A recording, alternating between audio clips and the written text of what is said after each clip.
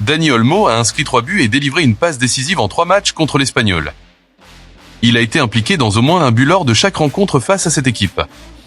Les supporters de l'Espagnol déploient des banderoles à Barcelone avec des slogans contre le Barça, tels que « Celui qui ne saute pas est rouge et bleu, la Catalogne est espagnole ».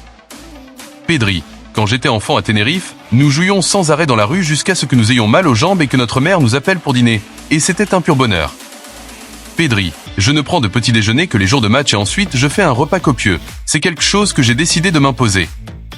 Ferran m'a donné plusieurs conseils concernant mes habitudes, je les ai essayés et, à vrai dire, ils ont très bien fonctionné pour moi. Il y a eu différents changements au fil du temps, mais on ne sait jamais vraiment ce qui a fonctionné exactement. C'était l'influence de Ferran, car il prend grand soin de lui et comprend très bien ces choses-là.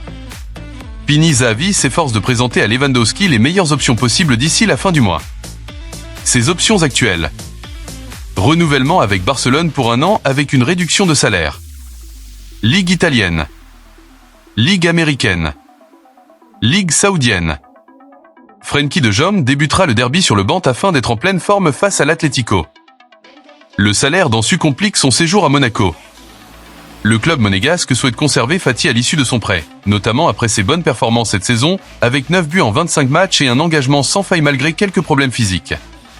Le club dispose d'une option d'achat de 11 millions d'euros, un montant raisonnable, mais le principal obstacle est le salaire élevé du joueur, d'environ 250 000 euros par mois, un chiffre qui ne correspond pas à la politique financière actuelle du club. La situation économique du championnat de France et l'incertitude qui plane sur les revenus, conjuguée à la nouvelle politique de réduction des coûts de Monaco, rendent difficile la satisfaction des exigences du joueur.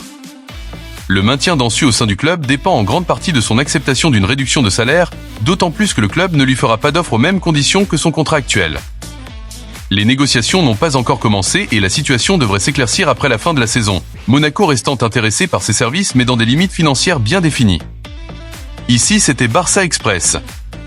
Le Barça dans le cœur, l'info sans attendre. Força Barça!